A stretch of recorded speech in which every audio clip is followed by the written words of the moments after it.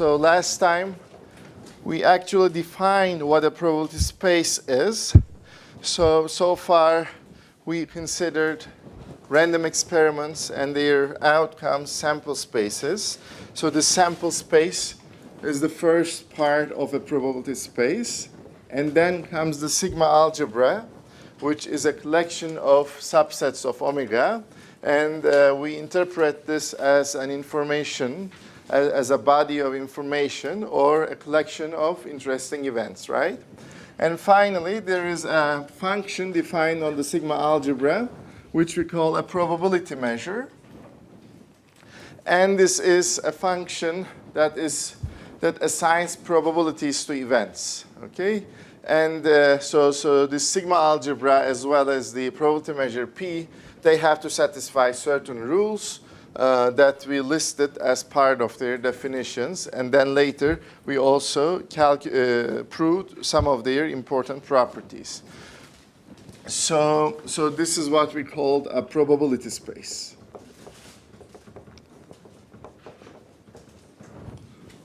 So our task last time was to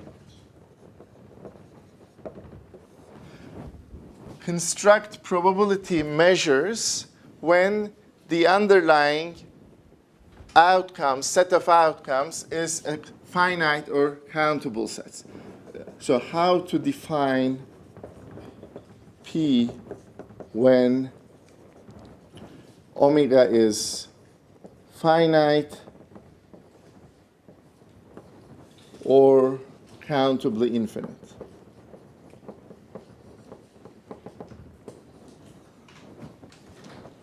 And we simply took, let's say, F is the power set, okay? It doesn't have to be, but let's say F is the power set, the discrete sigma algebra. So the nice thing about countable sets is that every event is also a countable set.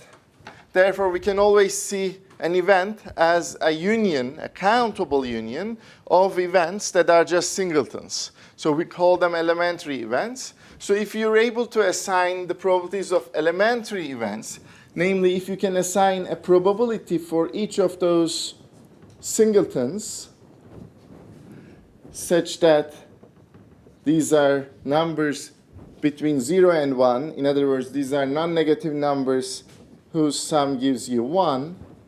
Same here, P1, P2, P3, etc., such that their sum is 1. Then we can simply define a probability measure by letting the probability of A, just any event, being the sum of the probabilities of elementary events included in the event. So this defines, if you set this for every A, so P defines a probability measure on omega F. This we showed last time.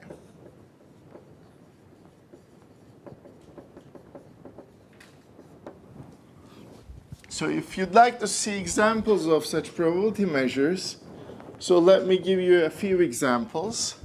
For instance, the simplest example would be the uniform measure on a set, on a finite set. Let's say we have omega from omega 1 to omega n. And you want your pi for each of those outcomes to be the same thing. Therefore, what you do is to just allocate 1 equally to all outcomes, which is here the cardinality of omega, which is just n here, right? So if you assign 1 over n to every elementary event, then this defines a probability measure. And indeed, the formula would become what? Probability of A is just sum of 1 over n's. So sum of 1 over n's. How many times? Just the number of times just the number of elements that we have in A. Therefore, it is the cardinality of A divided by n. So this is the uniform measure.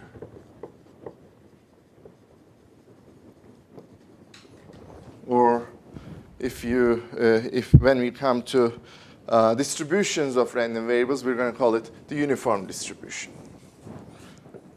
A non-uniform one would be maybe the binomial measure in the setting of coin tossing, maybe just finitely many times this time, okay? So let's say we are in the coin tossing space n times, okay? Let me call it m times. So this consists of outcomes that are finite sequences where each omega I is between 0 and is 0 or 1 for each I. And again, let F be the full sigma algebra always. Okay, so here what we usually do, simple modeling, is that we have a coin and we toss it independently each time, and every time the probability of getting heads is p, let's say, okay? Probability. So here's the story part, okay, which we not really discuss formally now, but let me just remind you what you already know from elementary courses. Probability of heads at each tosses are independent. And we haven't defined what we really mean by independence yet. So this is just a pointer to an earlier course if you had such a course. Okay? But the idea here is that so if we have omega, that is omega 1 to omega m, the probability that we assign to this elementary event is what?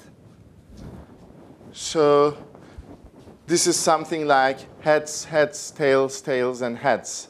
What's the probability of getting this sequence, this particular sequence,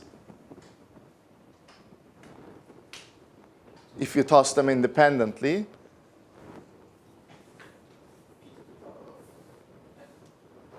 So P2, so there are going to P's and 1 minus P's, right? Right? P's for heads and 1 minus P's for tails. Therefore, so how many P's do we have? How many heads do we have? Well, 1 means heads, 0 means tails. Therefore, if we add all of those omega i's, we would get actually the number of heads. And the remaining m minus of those omega i's would give us the number of tails. And this would be what we assign as probability to this elementary event. And then probability of A becomes just the sum of those numbers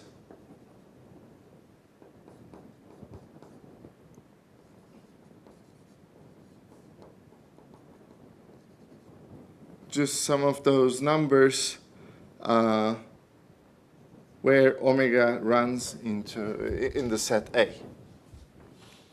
Okay. So you might wonder what happened to n choose k or something like that. Well, n choose k is going to be the number of terms that we have here, right? If you remember your binomial distribution formula, n choose k, p to k, q to n minus k. So this n choose k part will come from the number of terms in this definition, right? Again, at the end of the day, A is a number of A consists of bunch of outcomes, and you have those outcomes here. Okay. Okay, so this is still a finite set example, finite probability space example. An infinite set example would be the Poisson, so let me call it the binomial measure.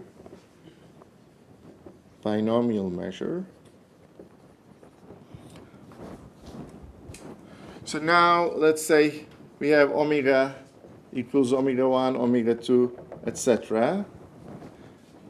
And let's define pi, okay, which is p of omega I, as a Poisson probability, okay? So let me choose indeed just 1, 2, 3 maybe, okay? Let me choose just 1, 2, 3, just z plus, okay? 1, 2, or in fact 0, 1, 2, 3, right? And f to be the power set. Okay? So if you remember Poisson random variables, these are random variables taking values like 0, 1, 2, 3, etc. And the probability of each value is determined by something called the Poisson rate or Poisson parameter. So just the parameter now. So we don't really discuss the nature of being Poisson here, just for the sake of giving an example. So let's define pi, which is the probability of this singleton is e to negative lambda, lambda to I factorial, right, for each I.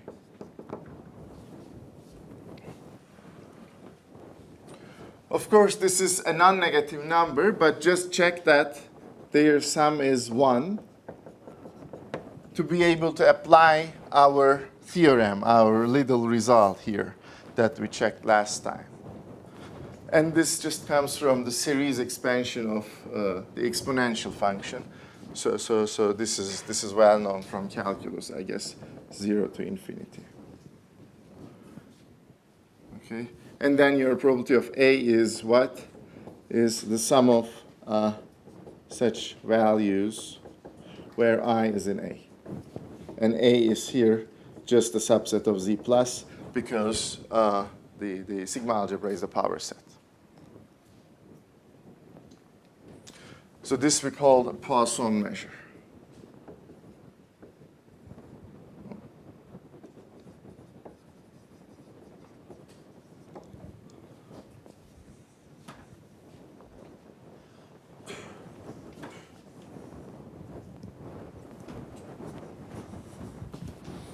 So the main message is that if you have a countable probability space, the task of defining a probability measure is not very difficult. All you have to do is to assign numbers to every outcome, and then they help you define the probabilities of every single event, right? Just some of those values. Okay? So this task becomes completely non-trivial if you have an uncountable probability space. So today, our aim is to discuss the case. So what happens when omega is arbitrary, including the uncountable case?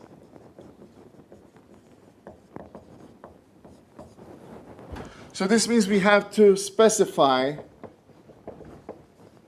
probability of A for each A in the sigma algebra if you want to define a probability measure.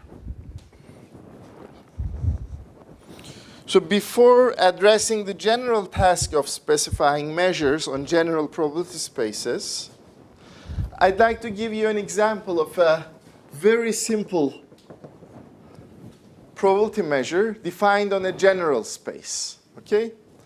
So let's say we have omega f, just an arbitrary measurable space. So in particular, omega can be an uncountable set, arbitrary measurable space. So a set like this, okay? What we're going to do is to fix a point omega 0. So fix a point omega 0, okay? Assign a mass of 1, let's say, kilograms here to omega 0. Okay, so there is a mass hanging on top of omega 0, something like this, 1 kilogram. Okay? So for every event, you have two options. You have two possibilities. You either are lucky to have this omega 0, which carries 1 kilogram of gold, or, so if this is the case, you're lucky, and your probability is just 1 because you have this gold.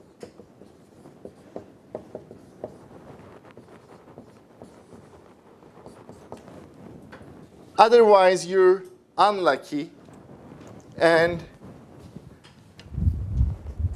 you don't really get it.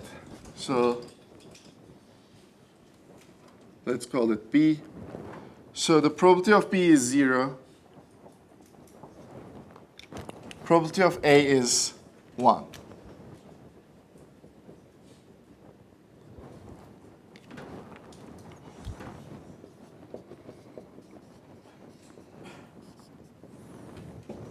So this is for every A in the sigma algebra. There is a special notation for this. The delta notation coming from Dirac. So this is called the Dirac measure at omega 0.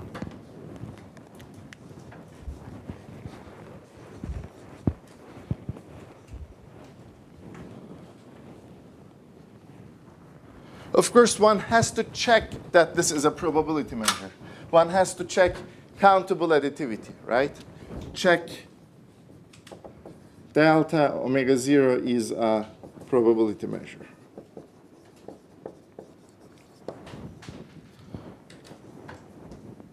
Just check that the probability of the empty set is 0, or the probability of the full set is 1, which it is because in the full set you always have omega 0. Therefore, the probability of the full set is always 1.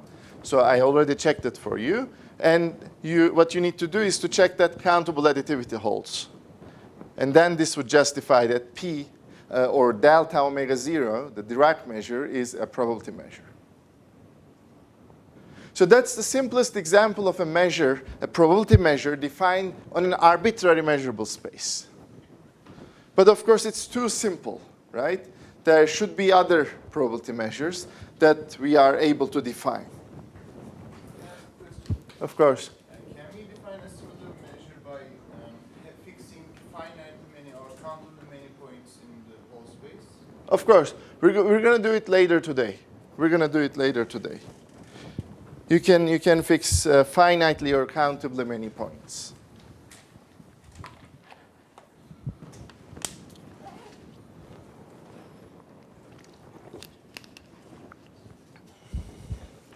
Okay. Now our nice milk example. So our omega is the interval 0, 1. Therefore, we fix our sigma algebra as the Borel sigma algebra on 0, 1. So this is our measurable space now.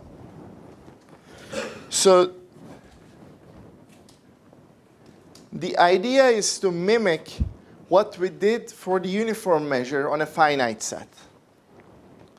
The idea is to mimic this uniform measure and define a uniform or fair measure on the space where all outcomes are equally likely to show up. What do I mean by all outcomes are equally likely to show up? Well, this just means nothing. It's a vague statement because this interval 0, 1 is an infinite set. Therefore, if you want to be fair and if you try to assign a mass, an equal mass to every point, you simply get 0 and you just get 0. So how are you going to define a probability out of that? So that's not a nice idea to start with. What we're going to do instead, so let's understand uniformity as this. The probability of an interval is proportional to the length of this interval. In particular, if you have probability of A to B, let's say A, B are numbers between 0 and 1, and A is less than 1, A is less than B, okay? So then this should be proportional to B minus A, okay? Let's assume 0, A, B, 1.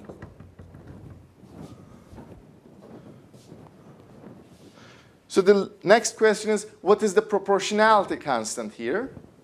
Well, we exactly want to have that the probability of the full set is just 1, and the length of 0, 1 is just 1. So they coincide. So this means the proportionality constant is in fact 1. Therefore, we may try to define a probability measure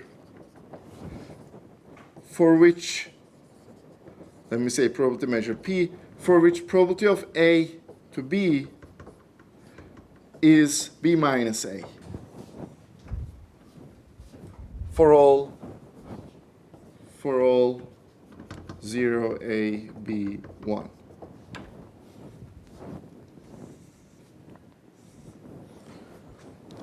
So if there is such a probability measure, then this would be what we're going to call the uniform measure, okay, on the interval 0, 1.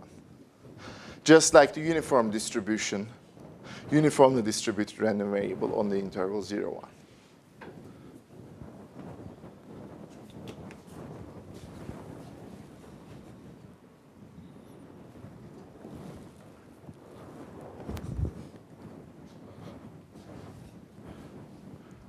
But here there's a problem.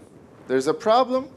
Problem is that we don't just have intervals in the Borel-Sigma algebra. So remember, P is a function on the Borel-Sigma algebra, and the Borel-Sigma algebra has a lot of crazy sets. For instance, there is such a set here. Let's say 0, 1 to 0, 2, so 0.6 to 75, okay? So let's say this is your A. Well, what is the probability of A? We define it as the length of A. What is the length of A? Well, you can just guess it, right? It's not difficult. You can just say, hey, this should be the probability of this interval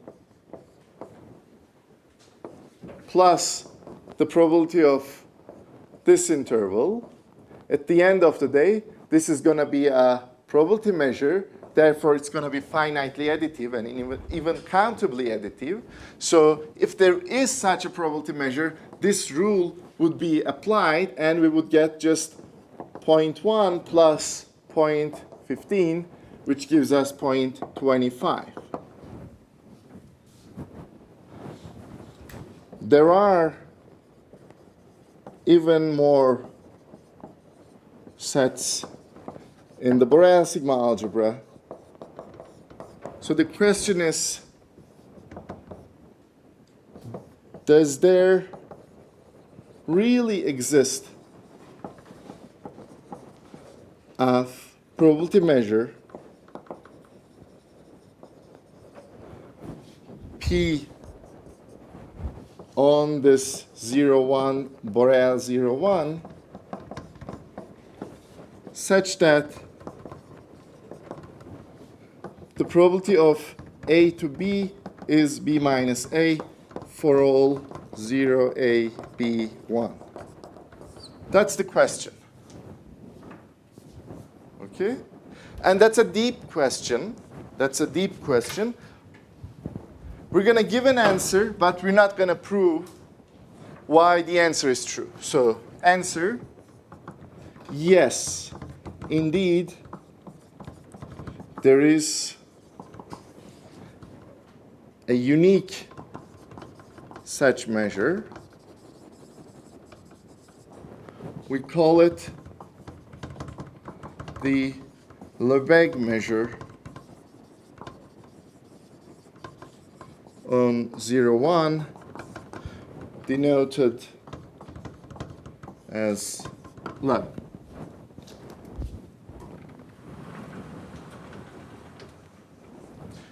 There is such a measure, and it is unique.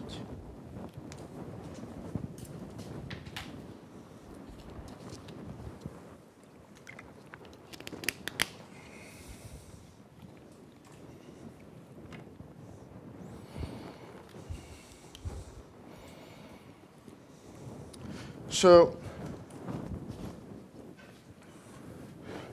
for the proof, we're not going to do anything, but I'm just going to say that the existence of such a measure, such a probability measure, can be shown using an important theorem, Carathéodory's extension theorem, which you can find in the lecture notes. I'm going to upload later, section 1.4. But we're not going to discuss this part in the lecture. It's a purely measure theoretic part. Okay? Uniqueness we'll discuss later today.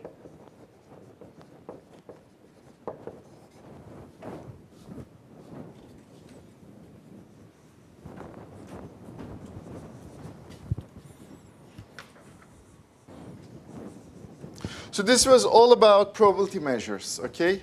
We've seen examples of probability measures defined on finite sets, for finite sample spaces, countably infinite sample spaces, and bunch of uncountable sample spaces, like this one, and also the interval 0, 1. We're going to see a lot more examples later, and more ways to construct measures out of existing measures. But for now, this is enough. But since we're already talking about lengths, let's not stop at this point and take one step further. You know, probability cannot exceed 1, but length actually can exceed 1, right? There is length which is just 5, length which is just infinity, right? The length of the whole real line is what? Just infinity, right? So you cannot maybe say there is a probability which is 5, but you can say there is a length which is 5. So let's not stop at this point, and told something that is called a measure. What is a measure? So, and our motivation is, so the Lebesgue measure on 0, 1 actually measures lengths, okay? But on the real line itself, lengths can be larger than 1, strictly larger than 1. But probabilities cannot.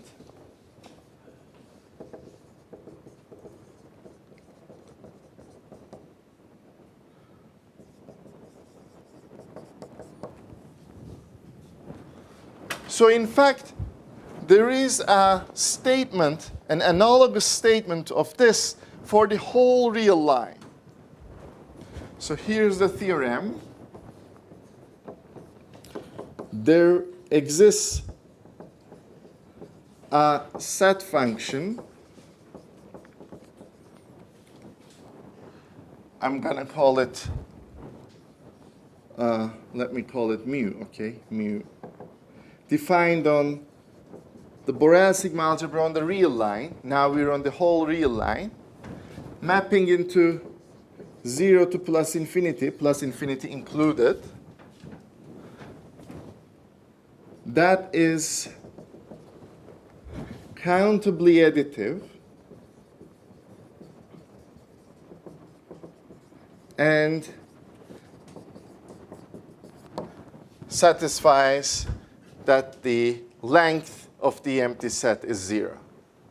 So this is pretty much the definition of a measure, a probability measure, but the only thing is that it can now take values beyond 1. Okay? So this is called the, well, I should have said unique, sorry. There exists a unique set function, okay, unique. This is called the Lebesgue measure on R, denoted Leb again. Okay. So let's make this concept even more general. Here's the definition of a measure, okay? So again, let omega f be a measurable space.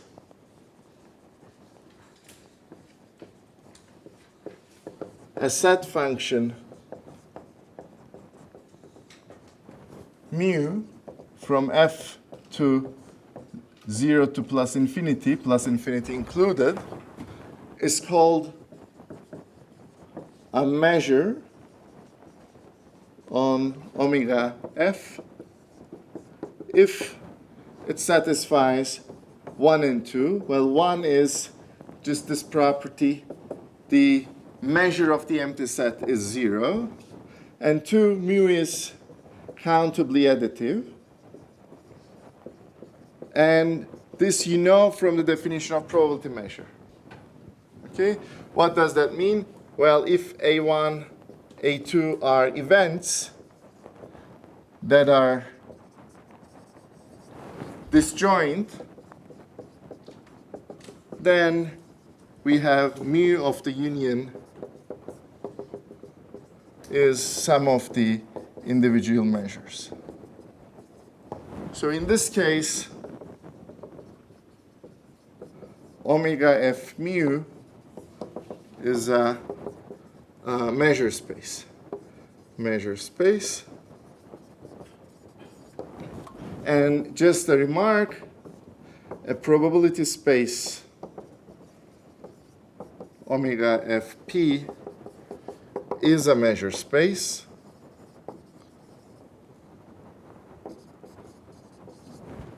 With the full measure being 1.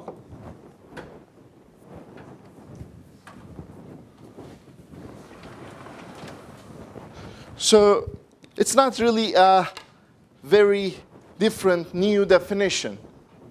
It's just the same definition as in the case of a probability measure.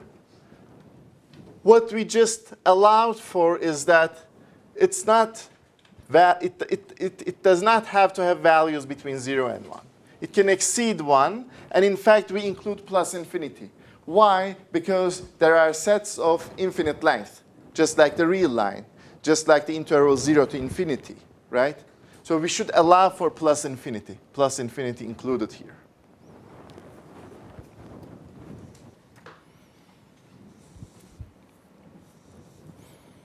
Okay.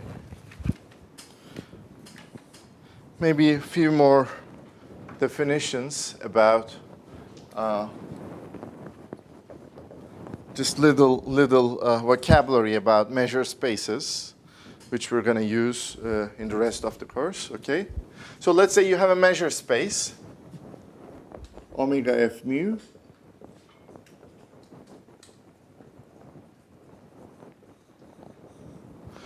First of all, are there any questions about the definitions? So we passed slowly from the concept of a probability measure to the more general concept of a measure. And the motivation was that, well, we just defined the uniform measure on the interval 0, 1 as length. And why don't we just generalize this concept to the whole real line? But it's no longer, it does not make sense as a probability.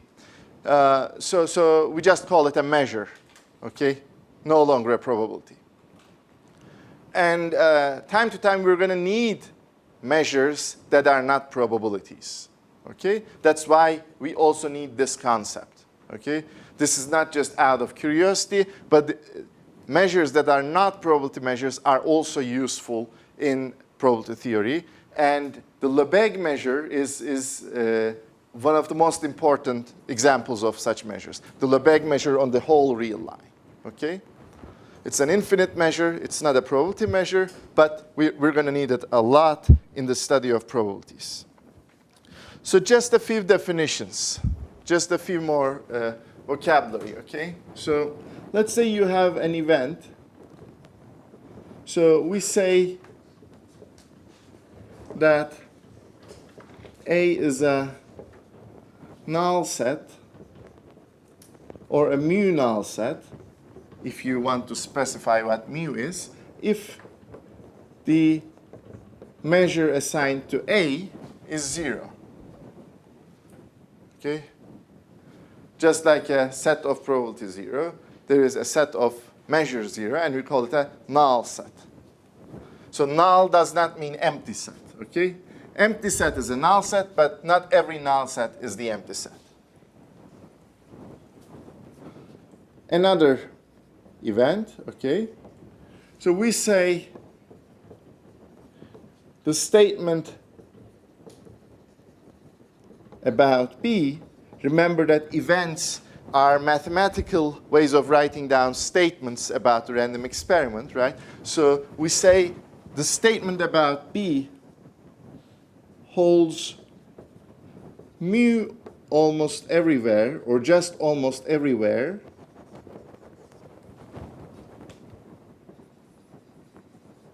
and we sometimes abbreviate this as mu AE, or just AE, if the complement is a null set.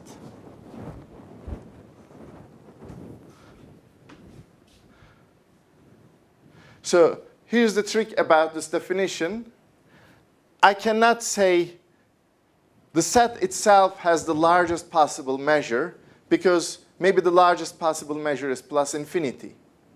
So if I were in the context of a probability space, then I would have just said, well, the statement about B holds almost everywhere, and indeed we said almost surely there, if it has probability 1. Now I cannot say it has measure maximum possible, because maybe the maximum possible measure is plus infinity. and the real line has measure plus infinity. The half of it has measure plus infinity. So I cannot distinguish. So all I can say is that the complement is a null set. Okay? So it's defined in a slightly tricky way.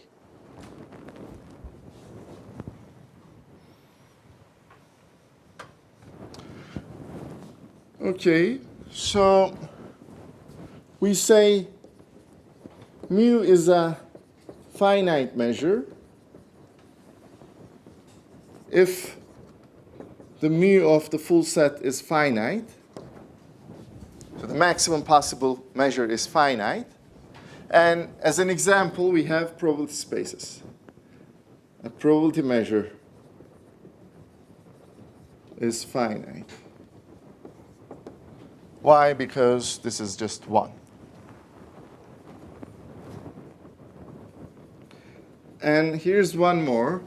We say mu is a sigma finite measure if there is a countable measurable partition E1, E2, etc. of, let me say omega 1, omega 2, sorry, omega 1, omega 2, etc. of omega. Okay, so this means what? Omega 1, omega 2 are, first of all, events that are disjoint, and their union is the full set. Okay? So if there is such a measurable partition, such that each, the measure of each part in the partition is finite for each I.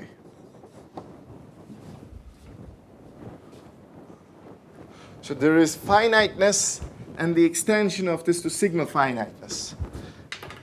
You see, sigma refers to things that are countably many. So sigma refers to countably many things. So sigma finite means, well, your measure is not finite. It's not like a probability measure, for instance, but you can just slice your full space into smaller pieces, and each small piece has finite measure. Let's give an example.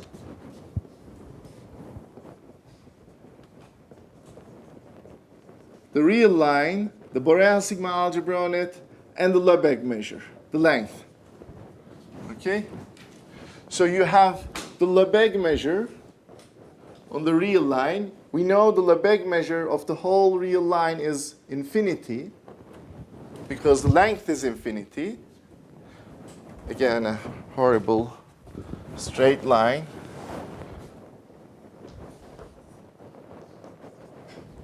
Okay? So how can you slice this real line into smaller pieces in such a way that every single piece has finite measure?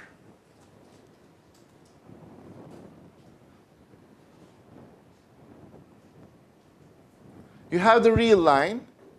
Can you see it as a countable collection of sets, each of which has finite measure, finite length?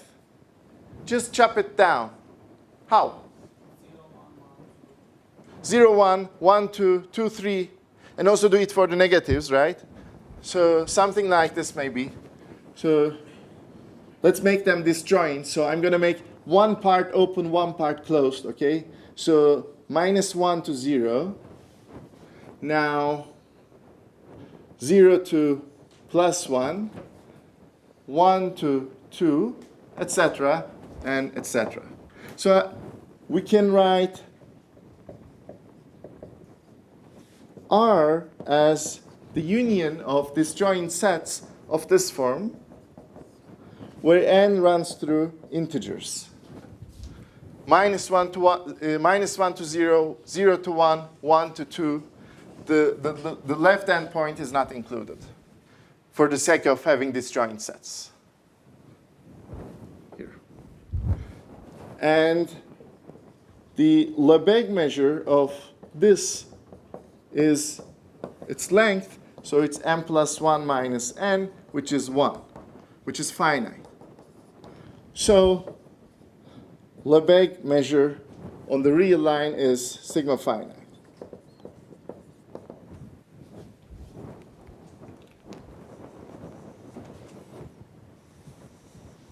Can I ask a question? Sure. Is the choice of such partitions independent from the fact that the measure is sigma finite? Ah, that's a nice point. So, in other words, if I have another measurable partition where the same property is satisfied, okay, so can you get some kind of a contradiction? So is the definition okay, right? Well, seems like it's okay, right? So let's say you have another measurable partition. So it is enough to have just one. If you have 2, if you have 5, it's okay. And indeed, you can do it in infinitely many ways, right?